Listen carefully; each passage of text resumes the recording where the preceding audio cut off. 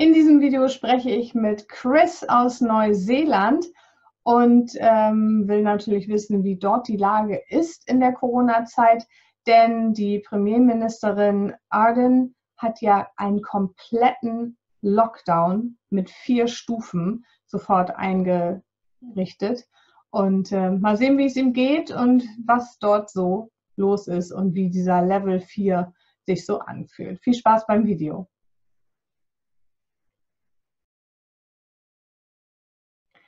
Ihr Lieben, ich spreche jetzt mit Christopher Carr aus Neuseeland, praktisch am anderen Ende der Welt. I just said, Chris, you're at the end of the world, sort of, it's 11 hours apart. How are you doing today? We're doing pretty well. We had an announcement last night from our government to say that our level 4 alert status is now dropping down to level 3 as of midnight next Monday. So we've got another week and then level 3. So that means that our travels restrictions have been slightly lifted. New Zealand has a whole lot of different regions. So each one can now travel within reason, within each region. Yeah.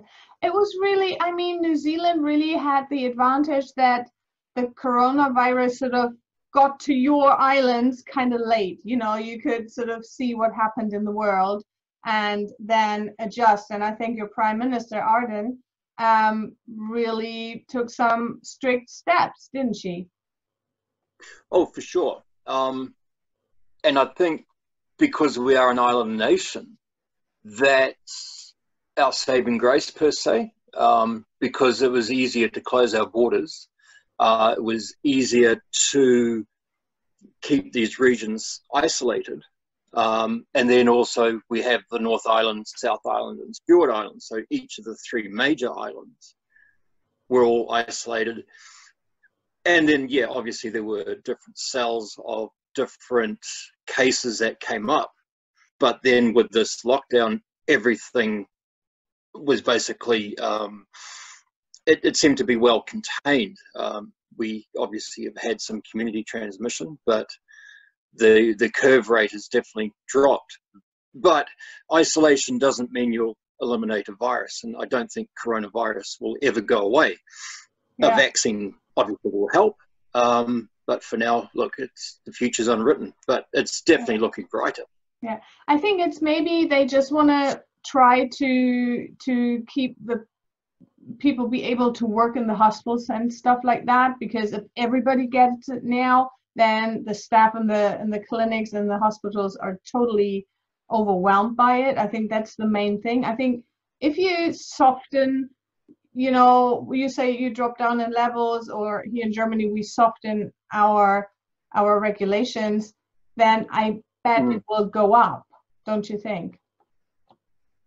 To a point, because if everyone starts to abuse it, and we've had quite a few people, they've been detained as such because they've been breaching the protocols for the level 4.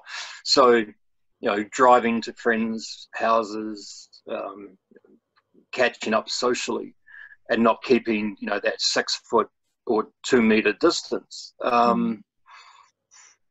Yeah, that's. I think we've had 800 cases or incidents where people have breached these protocols. So, yeah, it is a little interesting. Hopefully, it won't get worse over level 3. I mean, there's one. Let us just explain, or can you explain us? Level 4 was the total lockdown, right? That you shut down everything, the schools, and what happened in level 4, and then what will soften in level 3? Okay, so level 4 was a complete shutdown of everything except for essential businesses. So unfortunately, that also meant manufacturing, forestry, hospitality, tourism, which in this country is massive. Retail, except for supermarkets, pharmacies, and, you know, I guess essential businesses like logistics and freight. And the truck drivers and the logistics companies here have just done a magnificent job. You mentioned before, yeah, kind of around on my bike with my GoPro, and I took a good photo of one of our truck drivers, and that was just more in honor of that. I used to drive trucks myself, so I know what it's like to do those long hauls, and it can be interesting, and it's all of a sudden gone from, you know, a low-level job where no one thinks much of it to one of the most respected jobs at the moment. So Yeah. It's a complete U-turn of what can happen, and yeah. Yeah, I mean, you're working in the tourism industry as well. You're a ski guy or a ski instructor and stuff like that, snowboarding. Yep. We're sort of slowly getting into summer. You are slowly getting into your season where you can do snowboarding and stuff like that again. Will it affect your work? Do you think you will not be able to work this winter? We're not sure yet. As we're coming into level 3, there's going to be a few more online retail stores, which is, it kind of ties into tourism. So bike stores and ski shops that sell online are able to, which is good because my enduro mountain bike is in pieces and my gravel bike is wearing out very, very quickly. I'll give a plug to Focus Bikes because it's my new gravel bike brand, and it's an awesome brand from Germany. So I'm very, very fortunate for you guys to help me keep sane. With the ski, there is a protocol, I guess, set by Cadrona down in the South Island. And they had said that they won't open until it goes to level 2. And with that level 2, there will be, again, regional travel restrictions. So they're looking at hiring only New Zealanders and keeping it local. Or if they are hiring specialty staff, it will be staff that have already been in the country since at least November, I think. I'd have to do some research on that. I think your Prime Minister sort of closed down all the borders, and then you had to be in quarantine for like 2 weeks, and then you were allowed to go and do whatever you have to do. Did the government sort of give you some support financially, or are there any help programs or something? Okay, so we've got a national health system or district health board, so that's all covered without our taxes. So fortunately, we've got minimal amounts hospitalized. I think we've only got 2 currently in intensive care, and that's New Zealand wide. So our hospitals weren't exactly overloaded, thankfully. Businesses could apply for a business subsidy. So basically, there was a package, I think initially it was going to be about 5 billion, now it's gone to 12 billion New Zealand dollars. That New Zealand government, if your business applied for a wage subsidy, then the government would pay 80% of that subsidy. So it was enough to, you know, if you needed to buy fuel, you can buy fuel, buy groceries, pay your bills. But because there's no other retail open, and the amount of offshore online shopping was restricted, possibly if a bit of people, people may be able to save a little bit more money on it, which is good. We have a civil defence system here where it always says be prepared, and it's made us realise that probably 90% of us weren't properly prepared with bottled water, canned food, batteries, a spare radio, flashlights, that kind of thing. And if we were, then it was probably stored in the most incorrect place.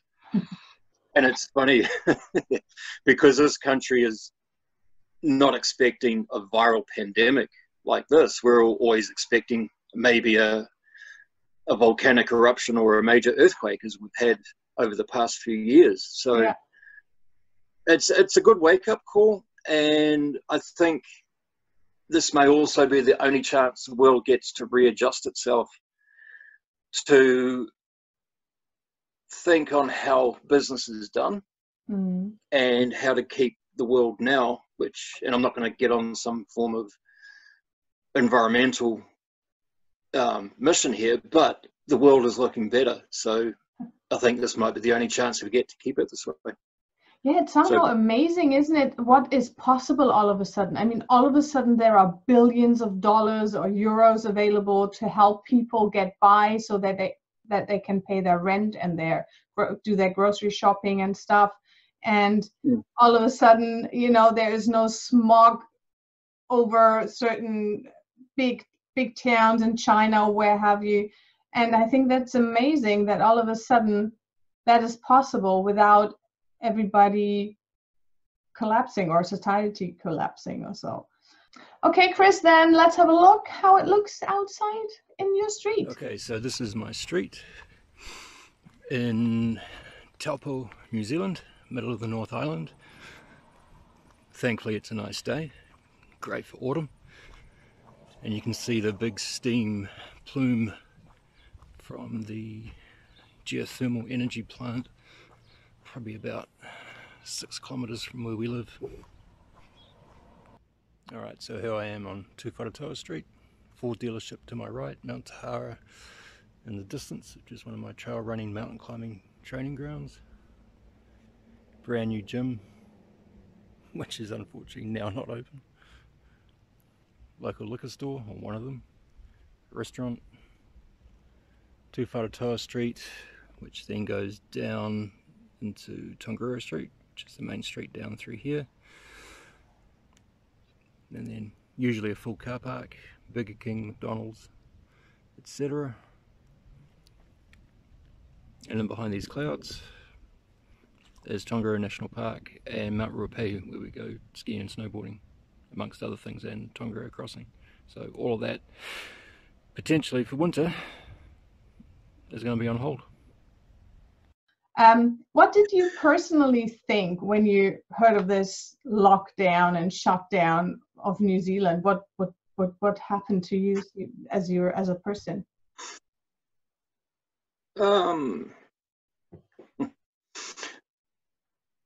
Initially, you think of it when the whole virus came out. A lot of people, and myself included, was thinking, okay, there's always been a COVID flu. Whether it be a flu or a COVID flu, if you herd immunity it, potentially it'll go. But as research was coming through, you realize that, okay, herd immunity could still work, but it's not guaranteed to work because people were still getting reinfected. Closing the border. Sorry, did it frighten you? What's that, sorry? Did that frighten you? No, not really. Not really. I mean, a lot of us are healthy. And I think probably a little bit of blasé-ness about it, or not taking it too seriously and then taking it seriously, it kind of helped. But my own thoughts were, okay, we'll just take this one day at a time, and what happens happens. I mean, fortunately we are an island nation, so we can close off the borders and try and dampen down the community contamination and transmission. And so far so good. I think maybe only going back to level 3 in a week is a little premature, because I'm also expecting a second wave to come through. You can't not expect it.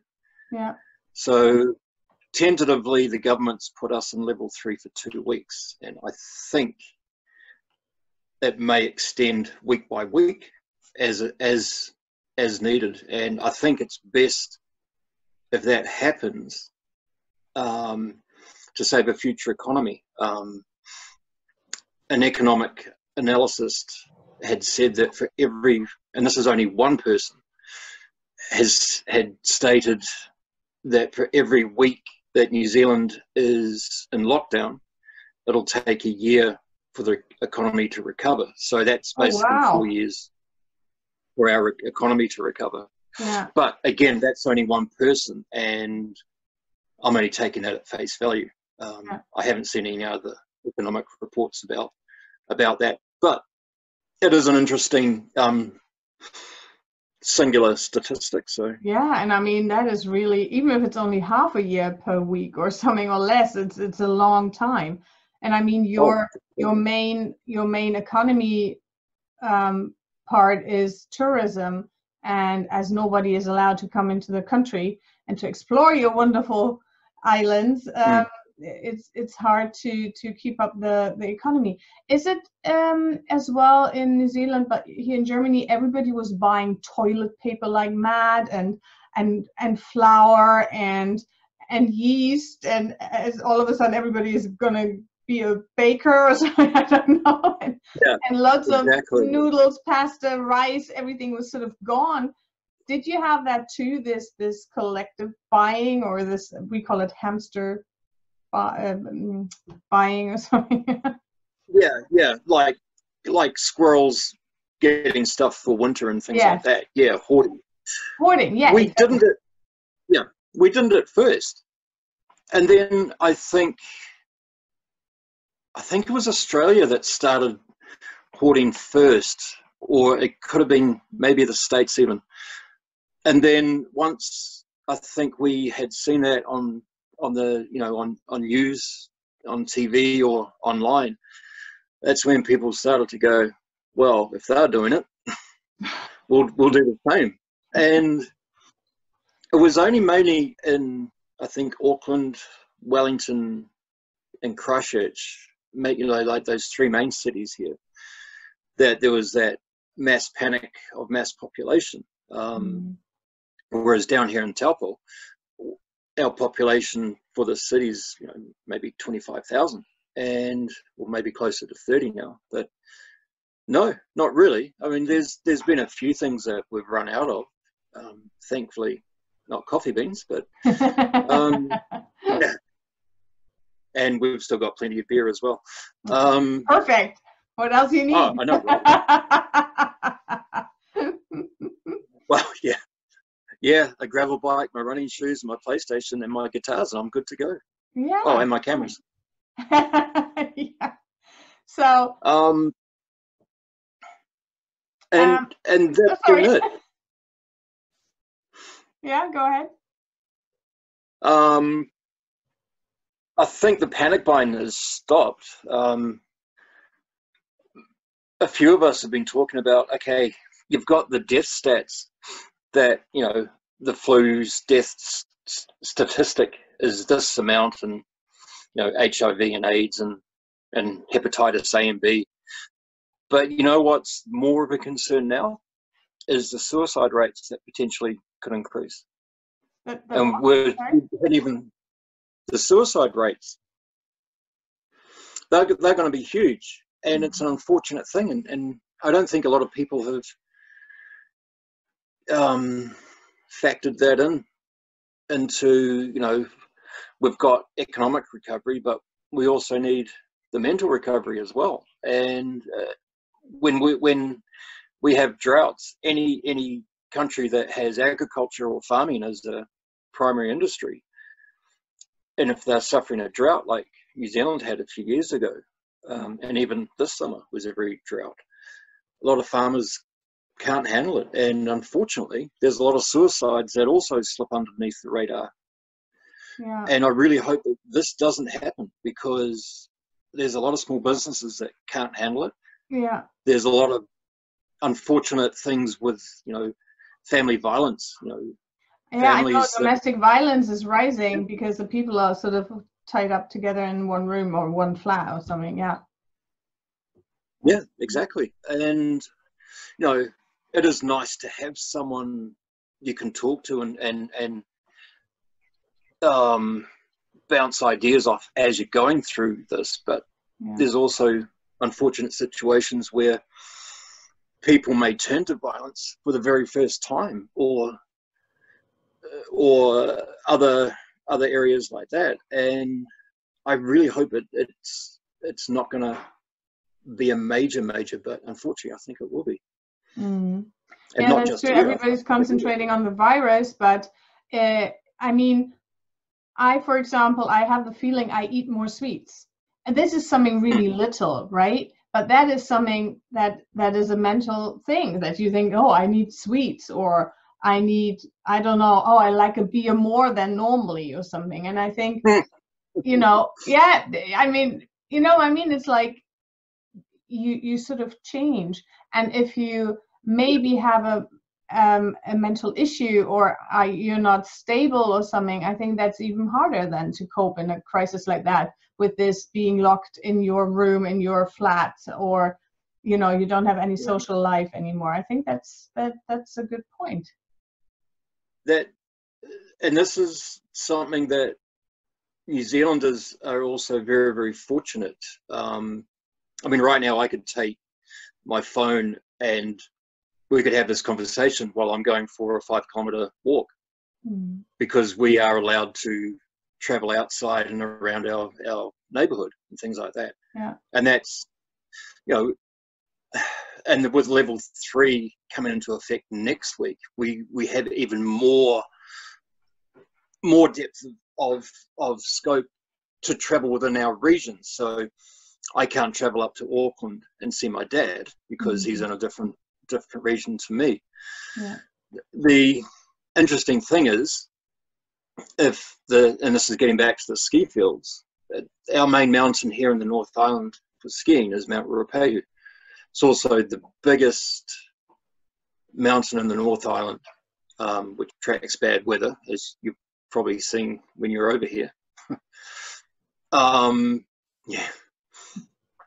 Hooray for those Austrian pubs in Taupo, right? That was the best, of course. Thanks, Anton. And so what happens with that is that mountain is kind of borderline on the Waikato area, which is where I'm in. Mm-hmm. And there's another region called Manawatu, the two Māori names and regions. And then there's also the King Country area. So the people that will benefit the most, possibly, and this may change come level 2, are the people that are right in the mountain itself. And you might have people that are 40 minutes away from the mountain, but they're not in the right region. I'm 50 minutes away from some good backcountry and ski touring or splitboarding. But if I'm not allowed out of my region in level 2, then all I can do is look at the mountain. Yeah, and not doing your work, right? And not earning money. Yeah, basically. Exactly. Yeah. And even the ski shops, we have a lot of business, both online and physical contact, or people coming down, people needing skis, snowboards tuned, or they're buying new equipment. And it's all well if you buy it online, but you also need to physically then go into a ski shop and have your bindings set up, your DIN settings set up, your boots fitted, things like that. So you might be able to buy it online, but if you can't get it physically, like your bindings mounted and your boots fitted correctly for your bindings, then you're kind of screwed. And it's a bit of a double-edged sword. It's great to be able to shop online, but if you can't use it, then there's no point. That's very true. Is there anything you're afraid of in the future with this COVID-19? I think economically it would be an extended New Zealand borders being closed. And that's, again, I think what New Zealand tourism may need to look at is, what are we targeting? What is our main target? Are we targeting backpackers who, come down here for freedom camping, semi-self-contained, can't afford to buy a lot or to do a lot of sightseeing, but will just sightsee and travel cheaply, which, hey, look, why not? You know, Yeah. I've done that. I think most people have done it. Or are we targeting, say, I won't say the rich and shameless, but definitely those who are more wealthy and can afford to go on a tour and also buy a lot of product locally, like from New Zealand and things like that, and help the local economy as well. And that's where I think New Zealand Industry Association or Industry Aotearoa may need to have a look at what is planned. I mean, that's only a very brief outlook of what may happen. And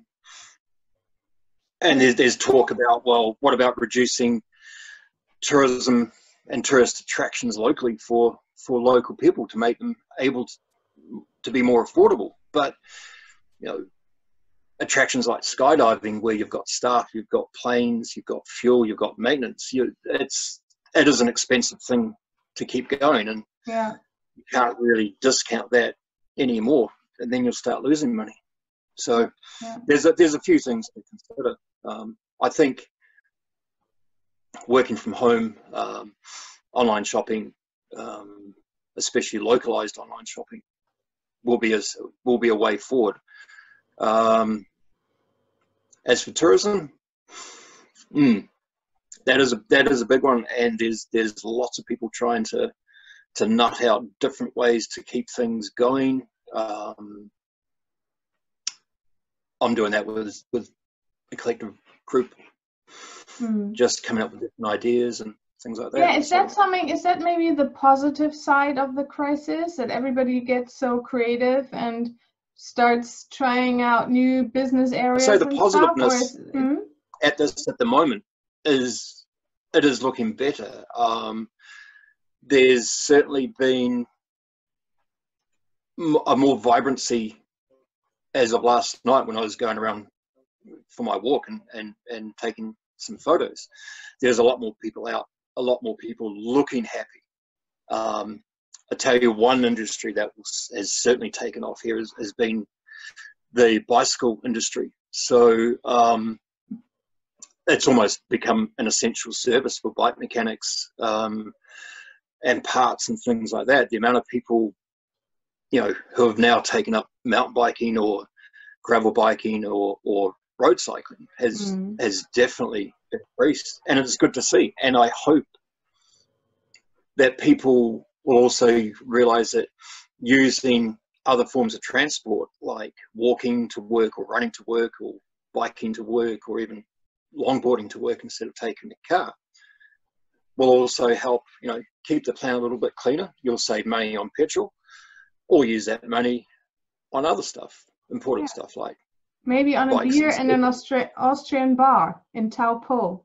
Thank you, Christopher. Thank you, Chris, so much for being on this interview with me and letting us have a glimpse behind the scenes how it is in New Zealand at the moment with the corona crisis. I hope you stay healthy, but I guess you will. You're so much out and about and cycling and doing all kinds of stuff. So I think that will be no problem. So thank you so much. Thanks, Anneke. So, und wenn euch das gefallen hat und ihr ja irgendwas daraus gezogen habt, euch das Spaß gemacht hat, dann natürlich einen Daumen hoch und unseren YouTube-Kanal abonnieren. Macht's gut, ihr Lieben. Tschüss! Was sagen eigentlich meine Gäste von Buddha bei die Fische, der Terfeen Talk, der besten Talkshow der Welt zur Corona-Krise? Was für Tipps haben sie und wie bewältigen sie selber ihren Alltag? Guckt auf meinen YouTube-Kanal von Buddha bei die Fische, der Terfeen Talk. Da gibt es mehr. Und nicht vergessen zu abonnieren.